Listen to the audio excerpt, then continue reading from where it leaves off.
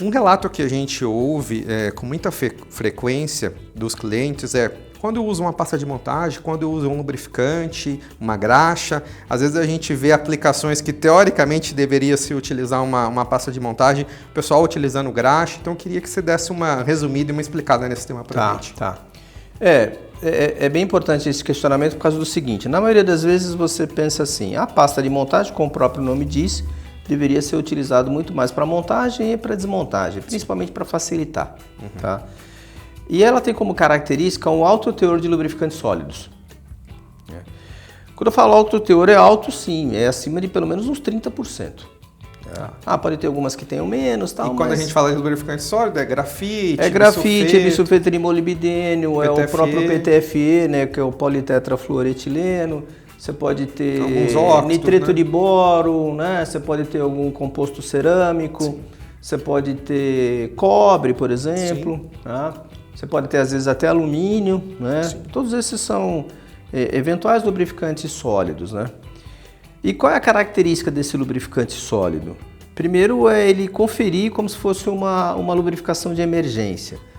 Porque eles são sólidos e ao mesmo tempo eles têm uma tendência basicamente de cobrir um pouco, eles vão reduzir muito o coeficiente de atrito das partes metálicas em contato, porque eles têm a capacidade de se depositar naquelas porosidades dos metais. Queria-se como se fosse um revestimento. Isso, exatamente. E aí é como se ele cobrisse, né? Se você olhasse uma superfície metálica, né, no microscópio, você ia ver que tinha lá como se fosse aqueles picos e aqueles microvales, né? Sim. A tendência é esses lubrificantes sólidos cobrirem esses microvales e você ter quase que uma superfície lisa. Sim. Claro que vai ter uma certa rugosidade, mas vai ter menos.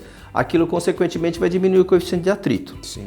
Diminuindo o coeficiente de atrito, você garante que em condições extremas ou uma temperatura muito alta, às vezes acima de 1000 graus, 1200, 1400 graus, você vai ter esse lubrificante sólido lá. Sim. Por isso que é chamado de lubrificante de emergência. Exatamente. Né? Aí, o que acontece? O óleo já evaporou totalmente, o espessante, no caso, já foi embora também, já carbonizou, não deixou muito resíduo e tal, etc. Então, aquele lubrificante sólido tem essa função de garantir essa lubrificação nessas condições extremas. E aí, por outro lado, a graxa trabalha numa condição de temperatura muito mais baixa, até uns 250, 270, às vezes 280, dependendo como for. Então, você já começa a limitar.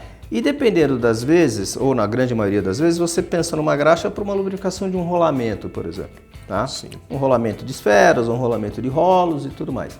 Às vezes de agulha. E eu acho legal destacar que, assim, existem graxas aditivadas com lubrificantes sólidos, só que a porcentagem vai ser 3, 4, 5% no máximo. Aí ele entra como aditivo, né? Exato. E não como um componente especial ou grande ali, de grande quantidade.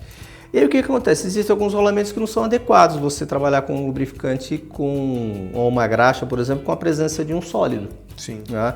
Porque às vezes o tipo de contato não é favorável para isso. Às vezes você pode ter um lubrificante sólido muito duro e ele de repente ele pode riscar. Sim. Ele pode riscar uma pista, né? Ele pode riscar ali um anel externo, ele pode riscar um elemento rolante, né?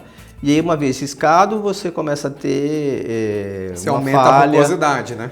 Você começa a ter uma falha prematura, né? Ok. Então, isso de um modo geral funciona mais ou menos assim. Quando você tiver condições muito extremas, temperatura elevadas, e a condição for favorável, né? De repente um mancal liso, um mancal plano, vai ou um parafuso, uma união roscada, alguma coisa assim que você precisa depois facilitar o processo de desmontagem, tá?